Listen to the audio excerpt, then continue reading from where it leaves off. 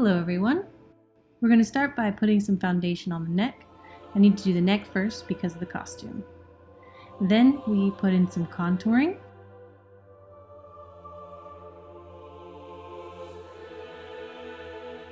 And then blend it out. Then you can deepen it with some brown and gray eyeshadows.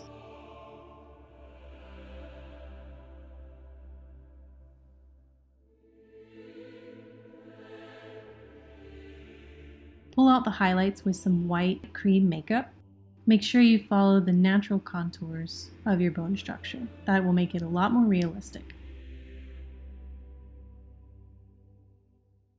Then you gotta set everything so that it doesn't come off on the costume. Well, as bad as it would otherwise. Next, we need to block our brows. So cleanse the skin with some alcohol. Run the glue stick back and forth through the brows to make sure you coat both sides of the hairs. Then comb them upward and press them lightly so that they stay in that upward direction. Then put a light layer of powder and glue again. And you're going to be doing this several times until you feel a smooth surface over your brows.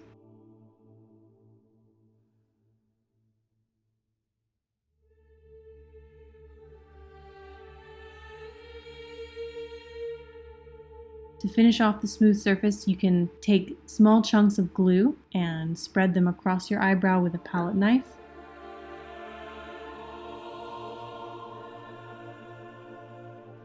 Now it's time for the prosthetic. This is a silicone prosthetic from Obsidian FX on Etsy. I have to lay down a light layer of glue where the prosthetic will sit and wait for it to dry clear.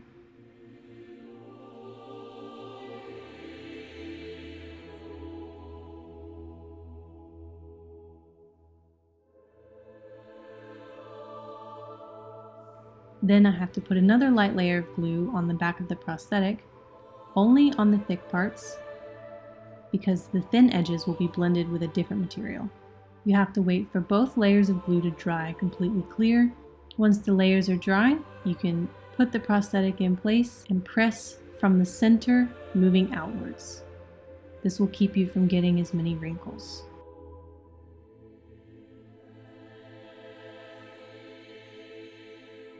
If you need to add more glue, that's fine.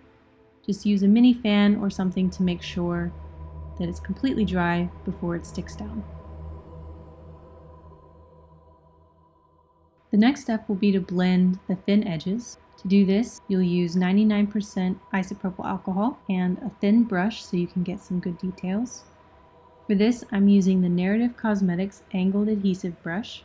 They recently sent me a few products to try and I really enjoyed them. I was super stoked because I've been wanting to try them for a long time, so this was the perfect opportunity, and I think this was the perfect look to showcase them on.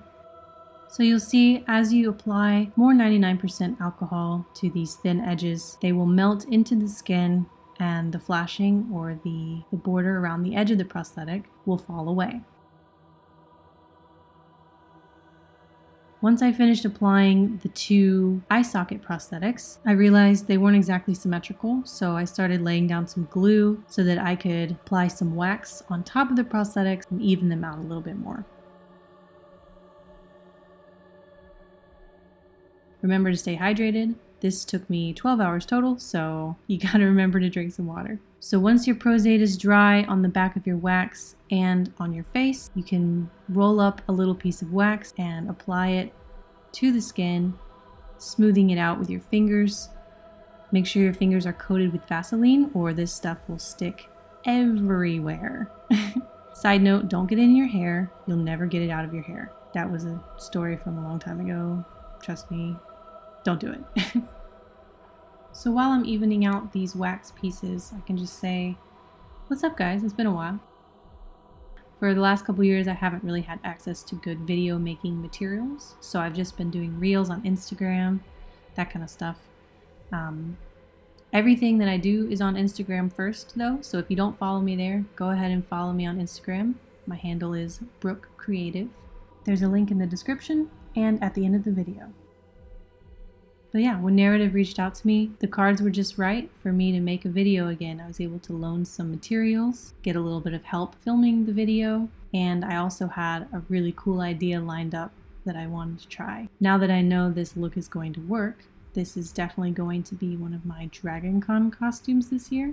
So I'm really excited about that because I'm going to be scary and shiny. Two of my favorite things. So you can see I went a little further with the wax and added a nose piece to give it more of a skeletal look, and I connected the brows just to make sure that the bone structure was really there, because once I had everything painted and completed, I didn't want to have to go back in and add some more on top of it. Once the wax is smooth, you can use a stippling sponge to give it some texture. It makes it look a little bit porous, kind of like skin, or in this case, bone.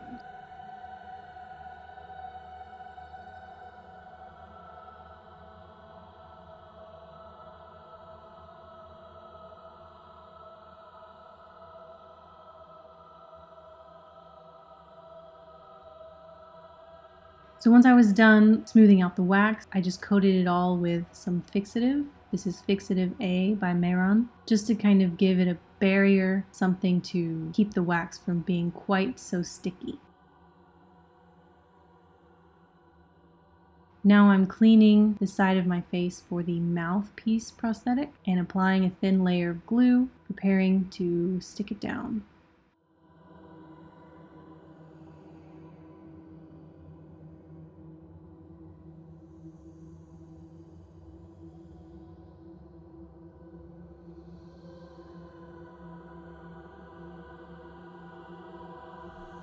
Here again, I'm using the angled adhesive brush by Narrative Cosmetics. I used this brush more than any other brush on this makeup.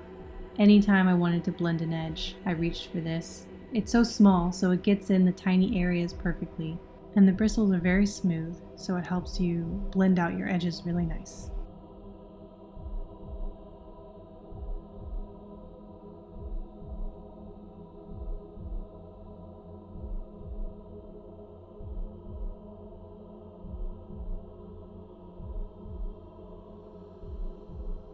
Now that you're finally pretty, it's time to move on to painting. So for this, I'm obviously using a Narrative Cosmetics alcohol activated paint palette. This is their zombie palette. I chose this one because I don't have a lot of these colors in alcohol activated paints, and I've been wanting to try colors like these for a long time. In order to use this, you have to spray the pans with 99% alcohol. This will activate the paint and act as your mixing agent. To start this look, I used white, obviously, trying to get that deathly pallor. To lay down the white base, I used the Narrative Cosmetics small speckling brush. This gives you a good wash of color, but also a little bit of texture. This brush is the Narrative Textured Filbert. It's good for light washes of color, while still maintaining a good texture. I made sure to layer the white on places where I really wanted the bones to pop.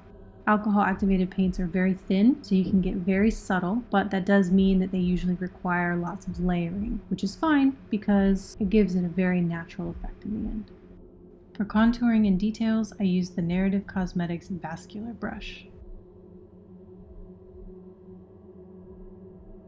For this makeup, I didn't have to do too much. I kept the contours very light, this mixture of gray and brown, because bones are pale, you know, so I didn't want to overdo it. I wanted it to look very natural, very skeletal, like I just rolled out of the tomb, but not dirty because we're supposed to be shiny, we're supposed to be a saint. Speaking of saints, a little bit of history about why I chose this makeup and where it comes from. So you might have heard of the term heavenly bodies in reference to the 2018 Met Gala theme. But did you know that that was inspired by the work of an art historian? His name is Paul Koudenaris, and when he was traveling in Germany, some locals offered to show him some saintly skeletons. And so he went and he saw them, and he ended up writing an entire book about this cultural phenomenon. Catholic villages starting in the late 1500s would dig up skeletons, send them off to be decorated, and then they would display them as patron saints, protectors, symbols of piety, etc. So this is my homage to that tradition.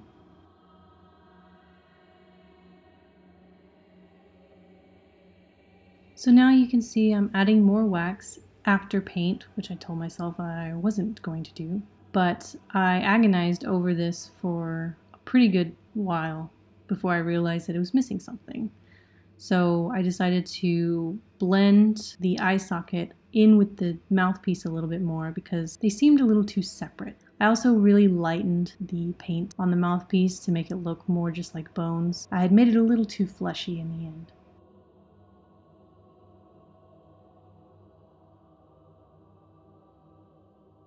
And finally, we're going to apply the gems. I'm using a little more of the Prosthetic adhesive, little dots on my skin and on the back of the gems, making sure they're all dry before placing the gems where I want them.